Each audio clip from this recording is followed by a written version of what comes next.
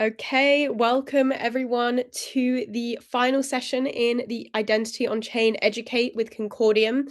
I'll give everyone 30 seconds to get in the room. Please put a message in chat, tell us where you're calling from. Well done for making it to the final session. Wow, loads of you are joining right on time, which I love to see. I'm sure you've got good practice over the last few weeks. We've got people calling in from the US, from London, welcome from guest from London. I wonder who guest is. From India, welcome. Mexico, wow, we've got lots of different time zones being covered here as well. I do wonder who is watching us latest in their day, but we appreciate you guys joining from wherever you are. Oh, Taiwan. Okay, so everyone, this is the final session of the Identity on Chain Educate. That means you've made it, which is amazing. I hope you're excited to get into our final session, which is on advanced technical concepts. So I hope you have your brains switched on for this one. As always, the session is being recorded and you can rewatch anything after the fact, which I'm sure for the more advanced technical concepts will be very useful for you if you don't pick anything up the first time today. So we've been getting a lot of questions because I know this is very important to you all. Next up, after the Educate finishes, comes your certificate. So hopefully you saw the email from my colleague Giles today. Your certificates are based on attendance, of course, which all of you who are here live know. The name on your certificate will be the name attached to your Encode profile. So it's really important, those of you who have anonymous profiles or who don't have your preferred name set as your profile, you need to let us know what your preferred name is so that you get the right certificate for you. This doesn't need to be done in the chat today, but if you don't have your preferred name here, please do shoot us an email to make sure we get the certificate correct for you, because we want to be seeing you guys posting them on LinkedIn, posting them on Twitter, wherever it is you share your achievements. Yeah, you've made it through the series, so we want you to show off about it. So we'll jump right into our final session today. I'm going to invite our first speaker up to join me, and that's Torben. So thank you so much for joining us, and we're excited to get into the session. Yeah, thank you, Rebecca. Can you see my screen now? Yes, looking good. That's good. Yeah, and also thanks to all of you for attending. So today, Daniel and I will say a few words about some of the basic cryptography concepts that are used in our identity layer, and we will go into some details about the zero knowledge proofs, which obviously play a large role on our blockchain. So more precisely, what we'll cover is that in the first part, I'll talk about the cryptography used in our identity layer. I'll talk about what is an identity credential and how is an account based on the identity credential. I assume that you have seen the flow before, so I'll not go so much into the flow, but more focus on what kind of cryptographic keys are in place and how are they used. At the end, I'll also talk a little bit about the distinction we do between an ID app and the wallet, and in particular, which keys are in which app. In the second part, Daniel will go into details about the zero knowledge proofs, and you will see an example of a bulletproof for a set membership in more or less all details. So that's something to look forward to. But first, about the what we want to achieve with this. We want to give you a good overview of the cryptography used, and hopefully that will give you a better background for appreciating the properties that we often mention that the identity layer has, and which give some properties to our chain. There's a recent article in relation to the use of the blockchain for AI agents, no identity, no account. And hopefully you, after seeing this presentation, you will understand why these properties actually exist on our blockchain. We cannot go into all details in this presentation, but you can find all the details in our blue paper. I do not recommend that you start reading this from one end to the other because it's 500 pages of really heavy text. But you can dive into the sections that you find interesting, and hopefully after attending this session, you will find it easier to read the description about our identity layer. So this overview of the process for getting an account you should have seen before. So the IDP, which is number 2, is the central part here. It does the verification of the user, and it issues what we call an identity credential to the user. The IDP also stores some information about the user. Once the user has this identity credential, it can use it to create accounts on the chain. So in the first part here, I'll look at how are these ID credentials issued and what kind, sort of information is in these credentials. Later on, I'll talk about how an account is created. But if we start with the ID credential, then we have the user's device and we have the IDP, and we have a protocol between the user's device and the IDP. The user has 2 private keys. One we call ID cred_sec, and the other one is a pseudo-random key or a key to a pseudo-random function.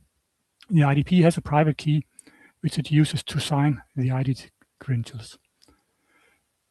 Now the ID cred_sec and key PIF, they are really private to the user, so they are never shown to anyone.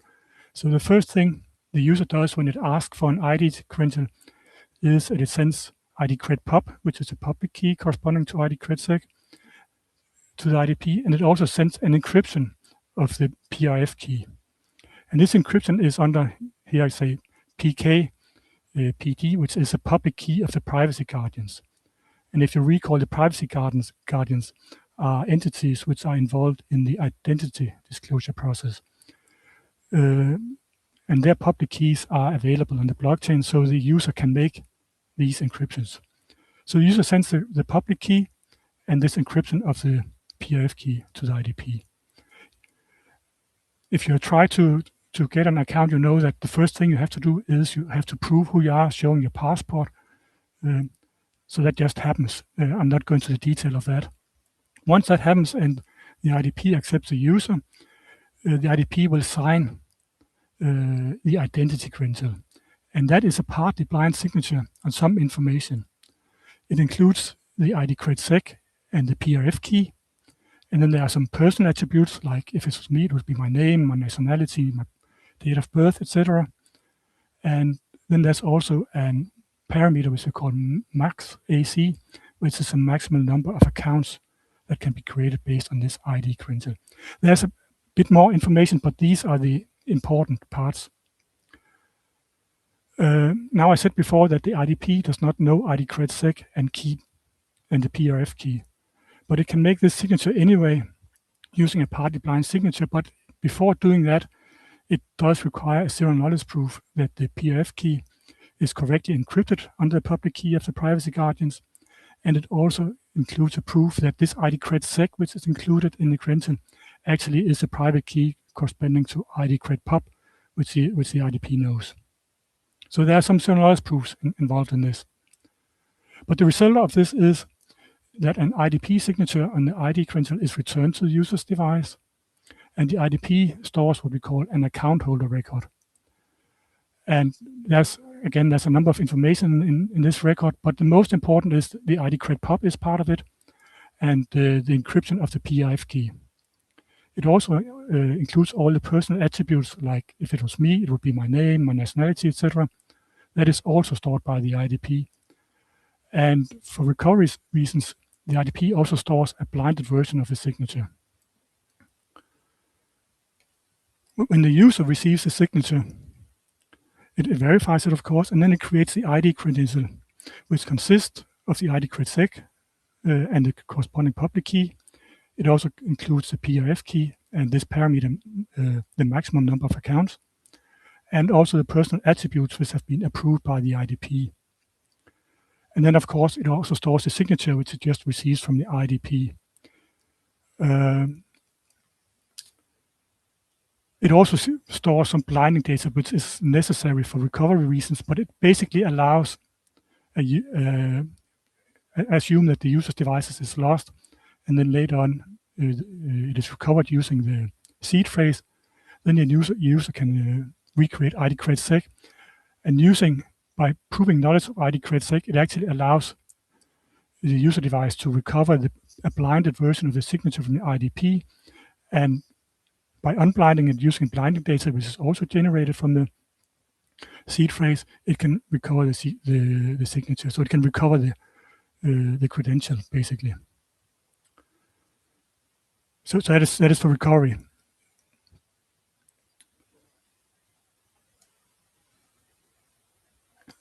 As mentioned, the private keys, they are typically generated by the user from a seed phrase so that they can be recovered later on. The IDP, it's a very special signature scheme that we are using for the ID credential.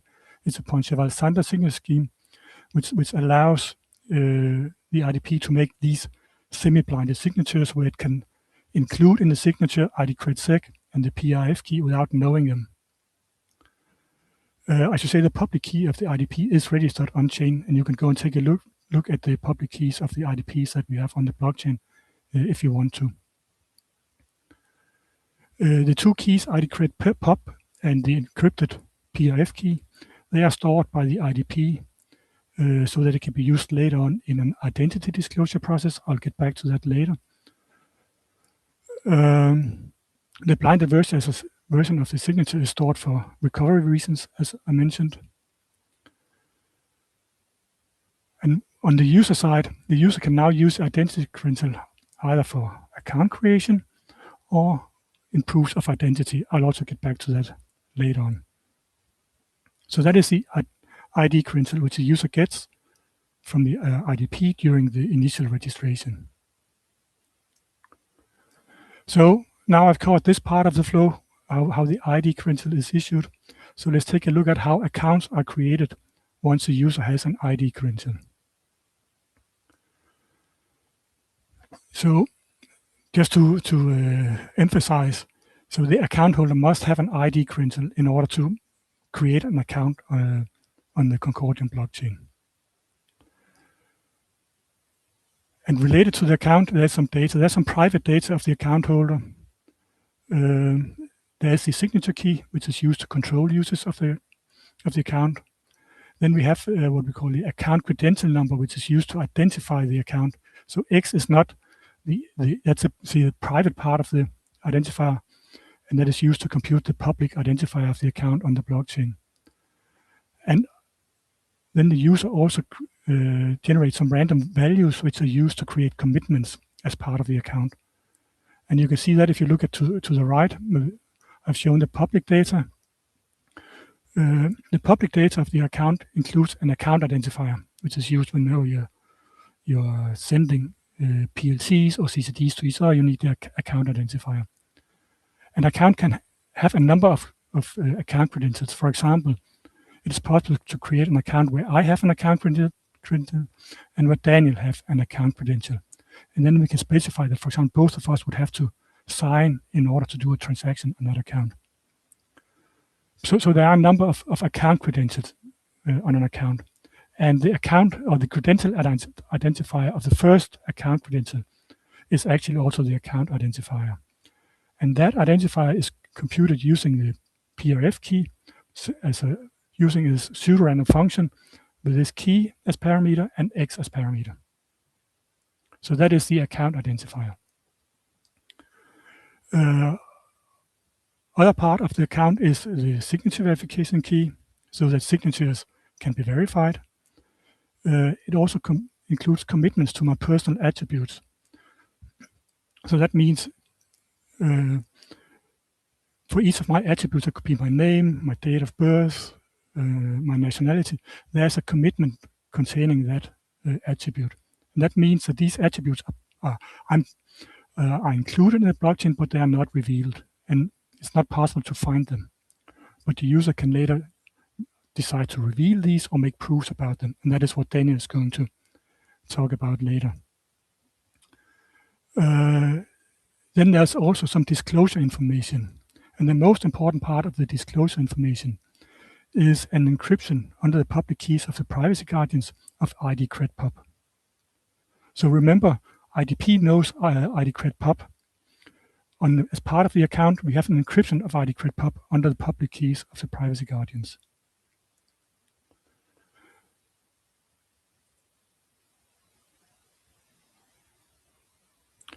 So there are other data involved, but these are the important ones. And if you look at the blue paper, you'll see a bunch of other data, but these are the essential data that you need to understand. So just to remind you, so the little box in the top left corner is just to remind you what goes into the account credential. So we have the identifier, the verification key, the commitments. There's a predicate, which I didn't really mention, but that's an optional predicate. For example, there could be a predicate saying, I'm from an EU country and I'm older than 21. Maybe I want to reveal that as part of the account. It's a possibility we have on the blockchain, but we don't really recommend using it because once it's revealed as part of the account, it is there forever. And then, as I mentioned, we also have the disclosure information, which is the encryption of the ID cred pub under the public keys of the privacy guardians. So when creating an account, the transaction for doing so must ensure that the identifier, the credential identifier, which is also used as the account identifier, is computed correctly. So and computed correctly means it must be computed using this PRF function, using the PRF key, and it must ensure that the number X is between 0 and the maximum number of accounts that can be created on the block for that ID credential. Then it must also be ensured that the commitments contain the right attributes. So the commitments to these attributes must be commitments to attributes that have been validated by the IDP. And it will also ensure that this disclosure information is an encryption of the right ID cred pub. And finally, we must also ensure that the holder knows the private signing key for the account. So you cannot just create an account without being able to control it. And how is this achieved? So the last part about knowing the private signing key, that's probably the easy part because the transaction for creating an account is simply signed with the corresponding key. So it's not possible to submit the transaction unless you know the signing key.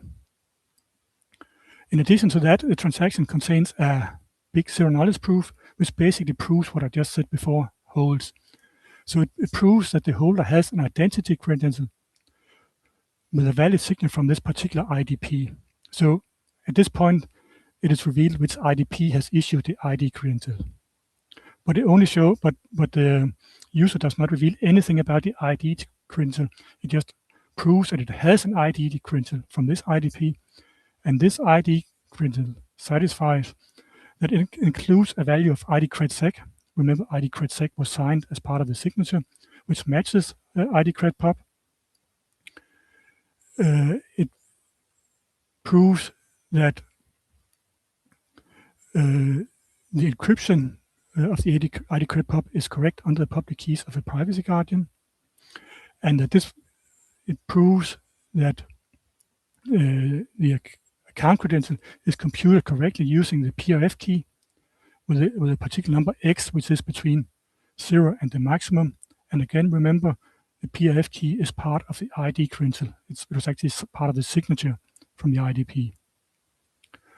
And then the zero knowledge proof also proves that the holder can actually open these commitments to reveal attributes which have been validated by the ID provider and which are part of the ID credential. So this last part shows that the commitments to attributes which are part of the account has actually been approved and validated by the IDP. So we can just make up arbitrary attributes.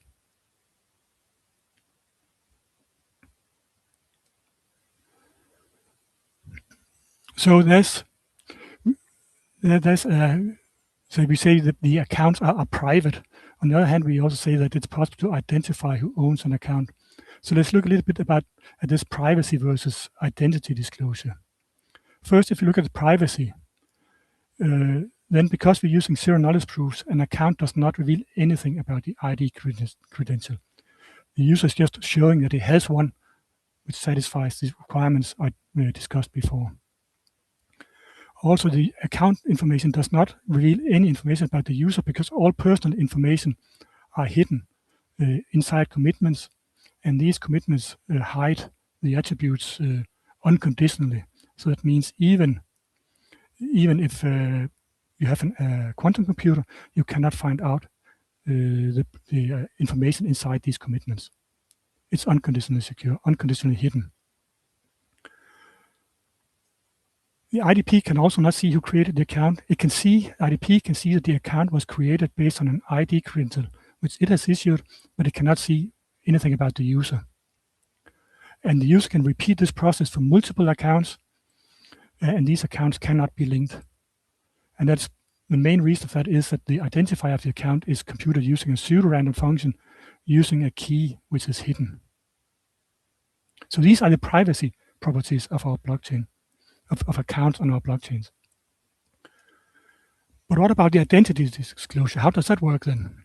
We have two ways to do identity disclosure. In the first one, an authority is standing with an account and wants to know who is the owner of that account. And the first thing it does, remember that the account contains an encryption of ID cred pub under the public keys of the privacy guardians. So the authority can go to the privacy guardians and ask them to decrypt this, and then the authority will get ID cred pub. Now the authority can take ID cred pub, go to IDP. Remember, as part of the account holder record, which is stored by the IDP, is the ID cred pub and then all the private information. So given ID cred pub, the IDP can look up this and can return the private information about the user, including the name. So that is how you can identify the owner of a specific account. But it could also be that the authority is investigating a particular person and wants to identify all accounts of that person. And that can also be achieved. The first thing the authority does, who's going to do this investigation, is that it goes to the IDP and asks for the encryption of the PRF key. Remember that the IDP, as part of the issuing the ID credential, receives and stores an encryption of the PRF key, where it is encrypted under the public key of the privacy guardians. Now the authority can go to the privacy guardians and ask them to do the decryption of the PRF key. And after that, the authority can use the PRF key to compute all account identifiers, because that was the key which is used to control the account identifiers. And then we can identify all accounts of that particular person. So on one hand, we do have privacy. An account is completely private. You cannot see anything about the holder, but we have this method for an authority in cooperation with the privacy guardians and the IDP to identify owners of accounts. And it is important that this process requires all these players to be involved. And Concordium is not involved in that process at all. So we have a separation of powers. On one hand, we have the identity provider, which does the real-world identity check and stores some information about the user. We have the privacy guardians, which stores some encryption, stores some keys which it can use to decrypt. We have an authority which runs the whole process for identity disclosure. And then we also have Concordium, which is not involved in this process, but which provides the infrastructure for all this.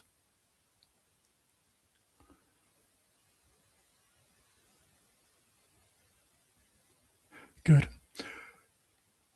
Now you may have heard and may remember we have talked about verify and pay versus verify and access. And what I mean is the ability for a user to prove properties about themselves, for example, to prove that they're older than 21 in different scenarios. In verify and pay, the user is proving this as part of a purchase. And in verify and access, the user is just proving this in order to get access to some service. And if this proof is done as part of a purchase, it is natural to do the proof against an account. And remember that an account contains commitments to all the personal attributes. So if the user can make a zero knowledge proof about the contents of these commitments without revealing more than necessary. For example, a user can prove that he's an EU citizen by proving a set membership. And exactly that is what Dan is going to show later. But a user can also decide to, for example, reveal his name if he likes to. But we can have zero knowledge proofs against the account. And let's say if I have an account and I do this twice, then everybody can see that I've made these two, or everybody who sees these proofs can see that these proofs are against the same account. So they can see that this account is owned by a person which, for example, is older than 21 and lives in an EU country.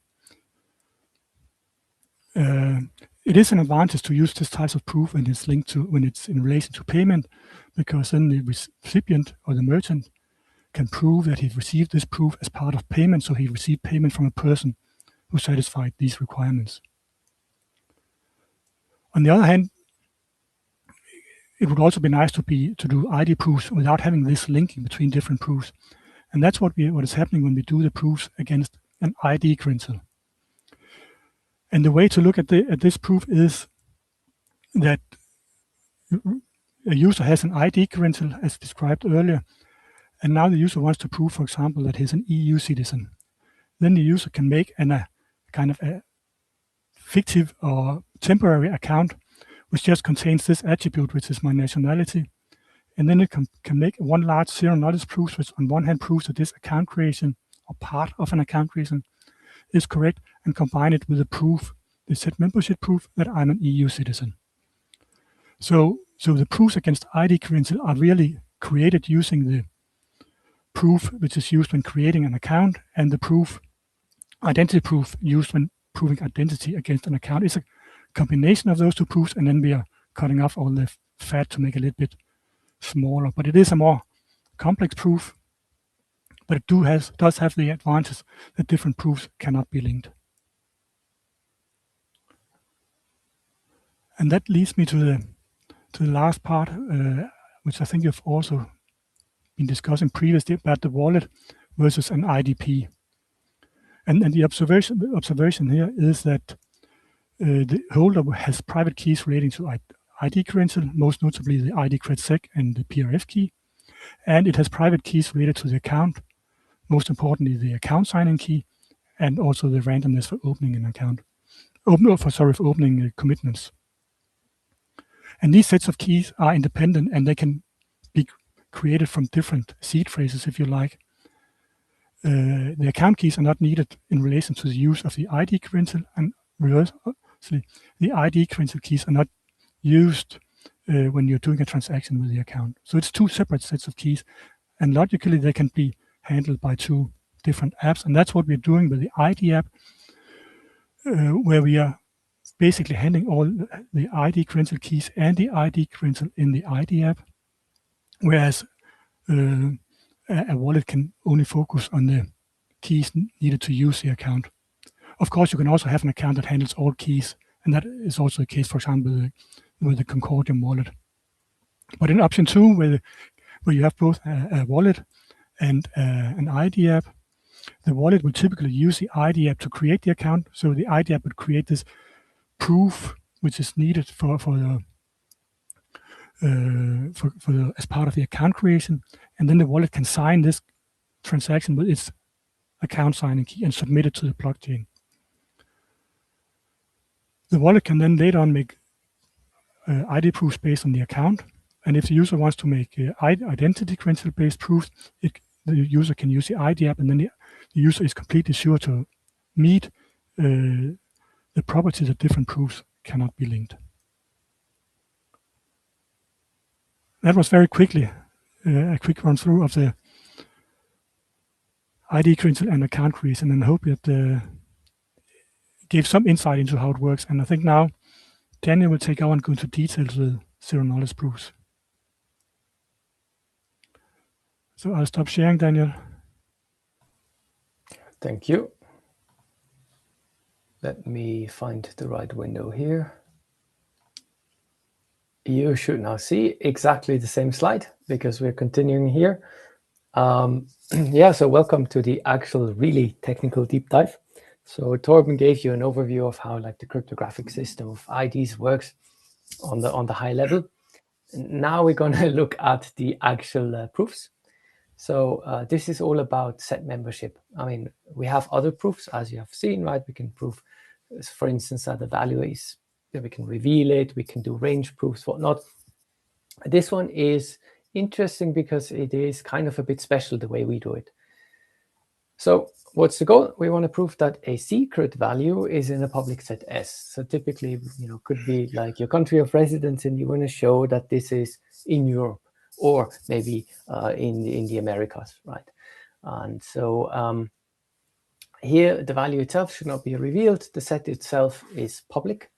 And the question is, how can we do that efficiently in a zero-knowledge proof? Now, design space option, if your set is very small, for instance, in an e-voting protocol where the set is just like, a vote, which should be yes or no, you can use a Sigma protocol OR construction, which roughly boils down to proving the value is this, or the value is that, or the value is that other thing. This works if your set is smaller, say, than 10, otherwise it becomes a bit inefficient. Now, the problem here is that for the identity, typically the sets we talk about are maybe a few dozens to 100 elements. Again, I want to refer here to the idea of country sets. And so we need a better proof. And what we did here is we came up with the idea of using bulletproofs. Now, you might know bulletproofs from other protocols. Bulletproofs are typically used as a range proof. So you can prove that a certain secret value is within a range. We use this also for age proofs. We can show that you're older than 18. That's just a range proof. And so here in this talk, we're going to talk about how we can basically adapt this idea of bulletproofs, but to set membership. Now, what I should note here is this is tailor-made to identity and the set size we have here.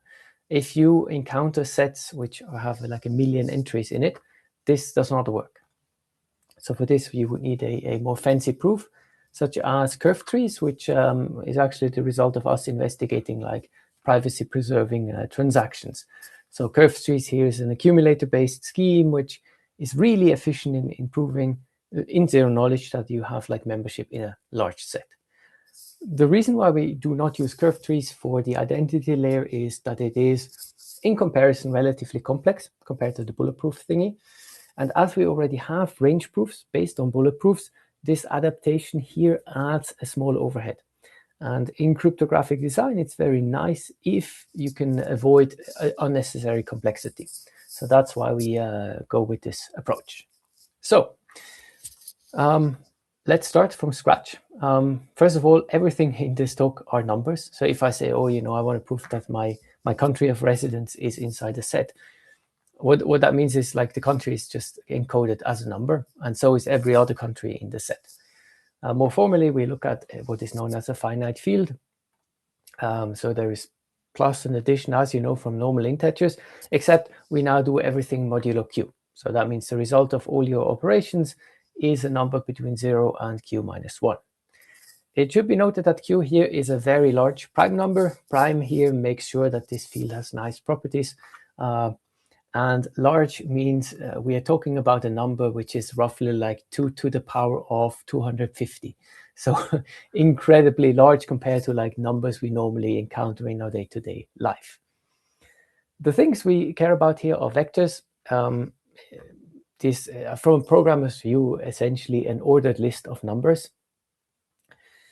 And for these vectors, and I'll get to it why we care about vectors here when we talk about set membership.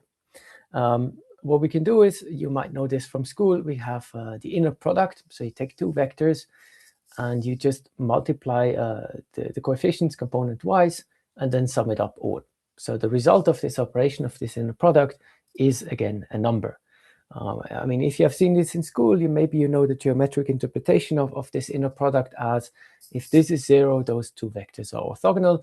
But here, we don't really care about that. We just care about that we can do this nice sum thing here. Here's an example, just in case. 2 vectors, 3 elements, and the inner product here is just the sum of those 3 products. And now, assuming that Q is a very large number, then there's no reduction needed here, no overwrap. Now, similarly to this, what we can do is actually define the Hadamard product. It's basically when you do an inner product, but you stop in the middle. So you take the component-wise product and you get another vector. So here again, the same 2 vectors, if you take their Hadamard product, you're stuck with the product and you don't sum them up. Okay, so Again, assuming here Q is very large, so no wrapping around. Why do we care about this? Why do we care about inner products? Well, it turns out if you look at this bulletproof, right, the one which is used for range proofs, at its core, it's a proof about inner products. So if you look at the code of this bulletproof zero knowledge protocol as it is defined, at the core is a zero knowledge protocol which allows you to prove that two vectors and a scalar, so a number, satisfy an inner product relation. Hence, we hope to use this for set membership. But before we can do that, maybe here a quick interlude on commit and proof. So like, what type of proof are we looking at? So commit first. This is all about commitments. Very super short introduction. Commitment allows you to commit to a value. So the output here is the actual commitment plus the opening information. The equivalent in real life is like, think of us sitting around a table. I write a number on a piece of paper, put it in an envelope, put it on the table. So now clearly you can't read that value, so the commitment is hiding, but it's also binding because I can't change the value without you at least noticing. And then finally, if I want to open that, right, in case of the envelope, I just open it up in front of you. Here there's an operation called open, which allows you to open the commitment, show that, here's the value. This is useful for zero knowledge proofs. This can also be used, say, in an e-voting scheme. And we use this in a so-called commit and proof system. And in particular, the commitments we care about are so-called Peterson commitments. So again, the thing here we have from bulletproof is this idea of an inner product relation. And what do I mean with a proof for this? Well, you have a prover and you have a verifier. Those are just two computer programs. The prover gets as inputs the two vectors, A, B, and the scalar C. And it wants to convince the verifier that, these vectors satisfy this inner product, so that the inner product of A and B is actually C. So, the verifier here should output yes. Now, clearly, it's very easy to come up with ABCs that satisfy this, right? This is easy. So there must be some sort of anchor where we anchor the problem, and that's where the commitments come in. So we assume that somehow the two parties, the prover and the verifier, have these given commitments, where the prover knows the opening information of the commitments, so they can open them in theory. But because they want to keep these values secret, right, they don't just give the opening information to the verifier and say, oh, go and check yourself. Instead, in this zero knowledge proof system, they have a discussion. Basically, verifier asks some challenging questions and the prover needs to answer them the right way in order to convince the verifier. Formally, the statement proven is like the prover shows that they can open these given commitments to values such that they satisfy this inner product relation. Now, you might ask, where do those commitments come from? Well, in our case, with the ID system, these commitments are computed directly from the identity attributes, the ones signed by the identity provider. So you can think when you do an ID proof, say from an account, right? The account contains already commitments to the attributes you have. You would start to compute these commitments. The way you do that exactly depends on the type of proof you're doing. Like for a range proof, it will be different than for a set membership proof, but that's where those commitments come from. Now, another important part here is to note that in production, of course, we do not have like a discussion between prover and verifier. Instead, it's a non-interactive proof. Very short discussion. Prover sends one message to the verifier can check that. Though typically in the literature and also in our specs, you write this protocol in an interactive way and then just use fiat Shamir to get this non-interactive version there. Okay, so that's kind of the overview of what a commit and proof system is. Let's go to set membership, the construction idea, the thing we want to achieve. So we want to have a system where, well, the prover knows this value, the secret value V, we have a public set S, and the verifier should be convinced afterwards that, yes, the prover knows this value V that is in the set. So the set relation here at the bottom. And the way we want to build that is that somehow in the middle, we'd like to use this box. We want to reuse this inner product box from the bulletproof, which we already have from the range proof. And so what that means is kind of the problem is we need a magic converter here that converts our set membership relation into a relation about inner products. Okay, So that's basically what we want to do. And I should also note here that if you look at the bulletproof paper for range proofs, this is kind of the same they do.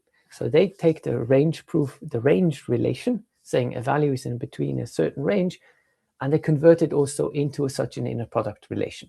So what we do here with set membership is we do a similar conversion. And this is where the actual deep dive starts. So that's the thing we want to go for. How do we do that? Well, there's a last concept we need, polynomials. So polynomial, you might have again seen that in school, is a function. You have these coefficients, the a coefficients, and if you evaluate that, you just replace this x with your actual value, and you compute, for instance, here an times your value to the power of n, and so on, and you sum up. An important property of polynomials are roots. So we want to find all the values where the polynomial is evaluating to 0. A famous result from algebra tells you that such a polynomial has at most n roots if it is of degree n. Here, the degree is just the highest non-zero coefficient. Of course, there is one footnote that we need to make. If the polynomial is all 0, so all these coefficients at top would be 0, then this is not true. The all 0 polynomial is 0 at all evaluation points. So here's an example of a polynomial. So x squared minus 4. If you plug in 2 into this polynomial, you get 2 to the power of 2. So that's 4 minus 4, that's 0. So that means 2 is a root. Now, if you implement polynomials on a computer, the way you write them would typically be a coefficient vector. So for our example polynomial, that would look like this. So we have 1 for the x squared, a 0 because there is no x coefficient. And here the minus 4 is the constant coefficient. Now, if you recall, I said we are over a finite field, which are the numbers 0 to q minus 1. So minus 4 here means just a very large number, modulo q. All right. So the thing we care about polynomials, and this is kind of the technical deep thing we care about, is a so-called Schwarz-Tippel lemma. So if you have given a polynomial like this of degree n, we can ask ourselves, well, what if I sample a random point over the field, right? I take a random evaluation point and I check the polynomial at that point. What's the probability that I hit a root, okay? And the answer here of this lemma is that's very unlikely. So you can see here probability of hitting 0 is bounded by n over q. N here is the degree of the polynomial. This in our application is typically small. Think of 100, maybe 200. But this q here, this is the size of your field, and I said q is very large. So that makes this probability bounded by a very, very small number. So this is close to 0. Hence, that means it's very unlikely that if we evaluate our polynomial at the random point, that this is 0. Now, this is very interesting because you can contrast that with the all 0 polynomial. There, every point will evaluate to 0, so the probability of hitting a 0 is 1. So we can use this Schwarz-Tippel to kind of distinguish between a 0 polynomial and another polynomial, which is non-zero. So what that means is if you have a vector equation of this form, where you want to check if a given vector is equal to the all 0 vector, then what Schwarz-Tippel tells you, well, you can take this as coefficients of a polynomial. So this is essentially just the 0 polynomial. And if you evaluate that at a random point, y, this becomes the following equation, right? This is just the evaluation of the left polynomial and the right polynomial. And with high probability, those two equations are the same. So this is a neat trick which allows us to take a vectorized equation, so many parallel equations, and just compress them into one single equation. This is more efficient, of course, than to check on a computer than just checking like n things in parallel. Okay.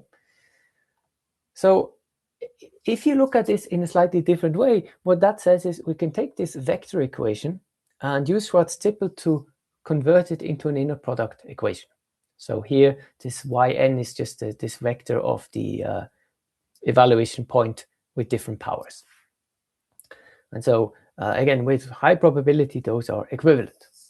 Now you might ask yourself, like, okay, crazy math, why would we care about this? hang on. So this is where we go back to set membership proofs, because now we have all the nitty-gritty math detail here.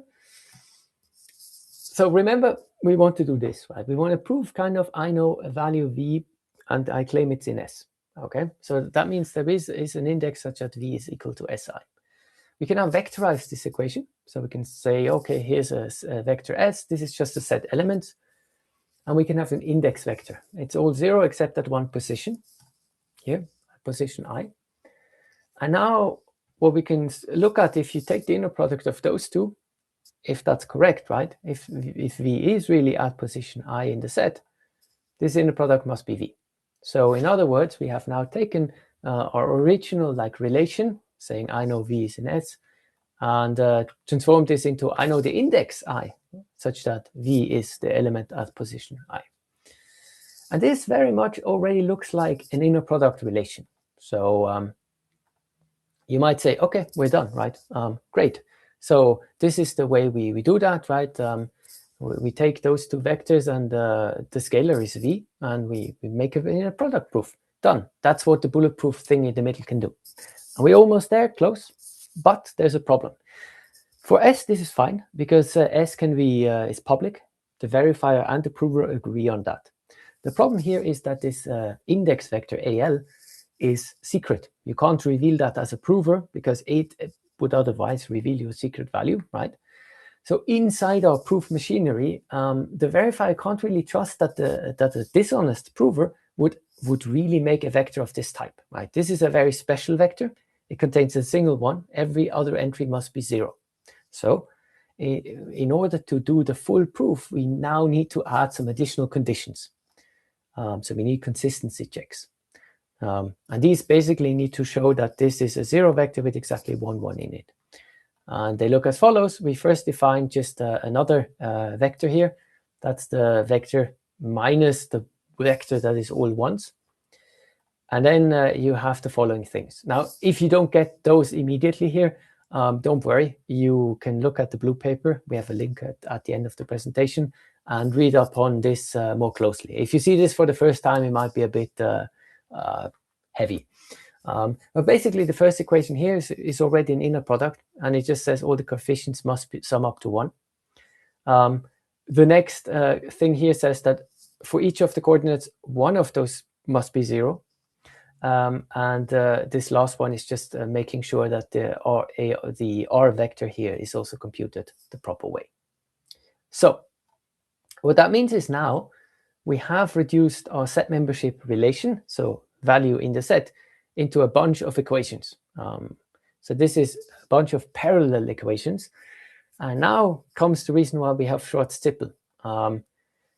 We can use an evaluation point. And first of all, make sure that all the Hadamard products, remember those are just vectorized equations essentially, become now inner product relations. So now we have changed this from vectorized equations to just pure inner product relations. And you could, in theory, now go and say, oh, fine, we're done, right? We can use now the bulletproof inside, quite, except we can be a bit more clever. This is, again, a vector of 4 equations. So what we do, well, we use the same trick as before. We use another Schwarz-Zippel, another evaluation point, and we can take those 4 equations and make 1 equation out of them. Now, again, don't worry if you don't get immediately how this looks like. It's just the same principle. We use kind of a polynomial evaluation to compress it again. And so this here then can be reformed in a clever way so that you get the following equation.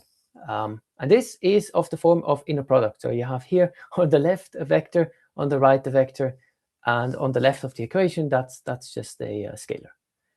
And that means, again, this function here is public inputs. And that means we can now build this magic converter here. So what this magic converter does is just apply this Schwarz-Zippel onto these equations I mentioned. And then we can call the inner product proof from the bulletproof. So for those of you who are really into the technical stuff and are still keeping up here, you can do the same with set non-membership. I won't go into details here, so don't worry about that. Similar tricks apply. And you can again compute some vectorized equations, and then use Schwarz-Zippel to get back to that. But that means in the end, what we have is we can use this inner product relation from the range proof system and convert it into a system that actually also allows us to do set membership and set non-membership proofs. So if you want to know more about that, I highly recommend reading the blue paper. As Torben said before, don't read that from the start. It's a specification. It's not meant to be read as a book. Instead of here, go to this section, 9.54, and you can see actually the stuff I was talking about in text. So yeah, that's it. That's my part. Again, if you have more questions about this, you find some QR codes here about the identity process, identity overview, and so on. Yeah, and with that, I'm at the end of my part. Thank you very much, Daniel. Thank you, Torben, as well, for the first half of the session. We got very technical there at the end. Well, halfway through, we got very technical. So if anyone didn't follow the first time round, the good news is you can watch the recording and make sure that you're understanding everything. And I will also ask either Daniel or Torben to send me the slides so you can access those links at the end as well. So the recording should be available by probably end of day today, latest tomorrow. So if you want to review it again, you can. But otherwise, everyone, thank you for joining us for our final session. We did have one question in the Q&A, which I'll just ask now. If anyone else has any follow-up questions as well, we do have 9 minutes until the end of our time here today. So we do have some time to answer them. Ravikant has asked, does or doesn't, maybe does the polynomials result collide at any exceptional points or values? So that one's probably for you, Daniel. Yes. So yeah, this Schwarz-Zippel application, indeed, there could be a collision, right? I mean, there is a small probability that you kind of are unlucky. And you hit kind of a bad point. However, this probability is proportional to the field size. So that means it's 1 over Q. And Q, again, is a huge number. So it's more likely that you win the lottery like about 10 times in a row before that event actually happens. So yes, it could happen, but no, in practice, it will not. Okay, thank you, Daniel. And thank you for asking that question. How can you connect the identity and the websites he or she has viewed? What conditions would that be under? Marina has asked. You mean if someone goes to a website with verify and access? So if you do verify and access with a web page, right, the owner of the web page gets a proof from you, saying that you're older than 18, and they cannot really, I mean, depending on the type of proof you do. If it's an ID proof, they can't link it to an account. If it's an account-based proof, they can see the account you have been using. They don't learn anything more about you. If in some case you are misbehaving, then the authorities can use the information in the account, in the proof, to kind of get information about you, but only with the help of these privacy guardians. So the website owner themselves or anyone public, they can't really learn anything about you. So that's hidden. Thank you. Torben, did you have a comment? I saw you on mute and then... No, I don't have anything to add to Dennis. Okay, cool. Thank you for asking that, Marina. I will give everyone another 30 seconds or so to put any last minute questions on. But in the meantime, for those who joined us 5 or so minutes late, or after I did my kind of opening message, well done for making it to the end of the Identity on Chain Educate. I hope you found this a really fulfilling learning experience over the last few weeks, and you've taken a lot out of it. The recordings for all of the sessions will still be available to you as graduates, so feel free to go back and watch them again, especially this one, to make sure you've understood the concepts. And later, if you decide to start building on Concordium, this will have given you a great foundation for that, and the resources will remain available to you. So the only thing left to do is to issue you all your certificates for completing the series. A reminder that in order to do this with the correct name, you need to have your name associated with your Encode Club account correctly so that we can put that on the certificate and send that out to you. So if you haven't already, and if you haven't emailed to update anything, please do that. But otherwise, you will receive your certificate soon. Thank you everyone for joining us, to all the wonderful speakers that we've had through the series. Of course, we have Daniel and Torben with us today to thank, but also the speakers who've joined us over the last few weeks as well. So please do everyone go and post about your achievement having finished the series, and well, I hope you've taken lots out of it, and we see you again soon in the Concordium ecosystem, but generally in the Encode Club ecosystem as well. I'm going to end out the session now because we don't seem to have any other questions. But please do stay in contact, everyone, and we will see you in the next one, I'm sure. Thanks, everyone.